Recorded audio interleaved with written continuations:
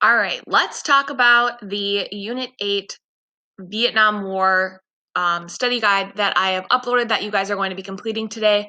I do realize that sections 2 through 4 are kind of confusing, so I wanted to come on here and make this clear on what we are looking for. So when you open on this left part of the screen, you can see that I have copied and pasted the graph into a different Google Doc because for this purpose, I wanted to be able to show you everything.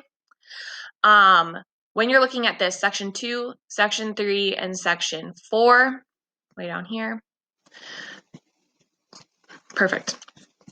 So while you're going through the sections of the book, it's going to be giving you a bunch of information. The first thing it's going to do is it's going to tell you about events that happened in Vietnam during the Vietnam War. It's going to tell you how many U.S. advisors were sent to Vietnam in certain years, and you're going to have to graph / put that on the timeline. So here's why I think it is extremely confusing and why this looks confusing to everyone that's on here right now. Because essentially what's happening on this graph on the right-hand side, I'm sorry, I'm going to move my screen really quick, is that there is a timeline within the bar graph. So instead of it being a separate timeline below the bar graph, it's included in the bar graph. That's confusing. I understand that completely. I see that. But the timeline is actually separate from the bar graph, but it works because we won't go that high on the timeline, so the bar graph can be used. So if you look over here, if you follow my little cursor, you see these 5 bars down here. And you see that they all go up to a certain line, okay? There are years down here as well, 1959 to 1967. So this is the bar graph portion, and then there's the timeline portion.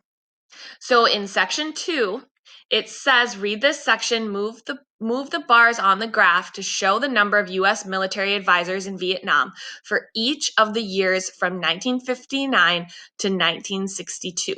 The first one, 1959, is done for you. So it shows on here that 1959 is done for you. It's shows that there was very few. Like you can't even, there's no bar, it's just a line.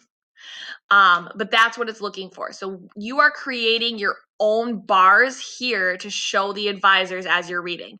This is where your bars are going to be located. Okay? All right.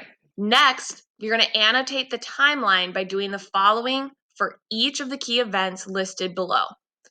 So on the timeline then, this part right here, you are going to be, you see this black box right here where it gives you the date, gives you the description of the event, and then you're going to put the event title over here in these boxes, and I would go earliest to latest on the timeline. So what you're going to do is you're going to write the name of the event and the year that it occurred. So you are going to,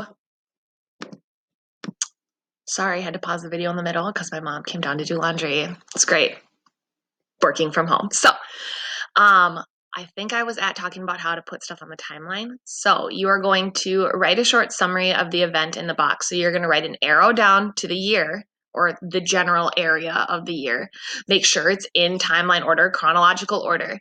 You're going to put the date above and then put the event and then put a description of the event. So on here, there are 4 events you need to put on the timeline. And that's what you're going to do with the graph. Oh my God, not the graph, the timeline. You're going to throw it on the timeline, okay? If you so please, if you want to create your own timeline, or if you find it, you know what? No. You can create your own timeline if you want to below this graph, if it helps, if it's less confusing, but that's totally up to you.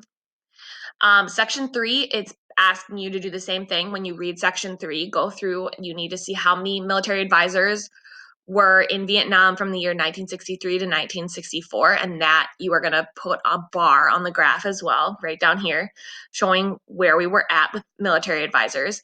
And then you're going to do the same thing on your timeline with the key events, where you're going to put an arrow, a box, and pointing it to here. Now, here's the other option I'm going to give you. if you would like to write your events below your timeline and make sure that you number or give a letter for the event on down here, then you can put it on the graph wherever it's supposed to go. So instead of having all of this up here, you can write it down below. So let's say I write, I don't know, let's say it's Vietnam declares independence, okay? And then you give the description and the year and everything, but before it, you're gonna give it like a 1 or like a, I don't know, 1A. Then what you can do, instead of putting that entire description, everything up in this box, you can just write 1A in the box to show that that's where it's supposed to go. If that gives you more space and you feel more comfortable with doing that, then do that, okay? I actually recommend that. That's probably gonna be easier. And then there's a primary source activity that goes along with this too, where you read about 2 different groups. There's the Hawks and the Doves. Once you read about those groups, you should get a decent idea of what they both were for and what they were against. And then you're going to read these excerpts down below, and you're going to decide whether it should be under the Hawks or under the Doves. And there are 8 of those.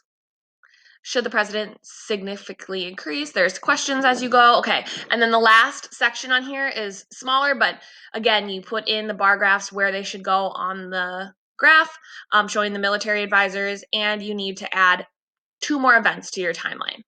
Like I said, I would write the timeline events down below here and then just put like a casual little 1A, 1B, 1C, or however you want to do it. It's up to you. But that's what I recommend doing for this activity. I know this is kind of confusing, so I really hope that this helped.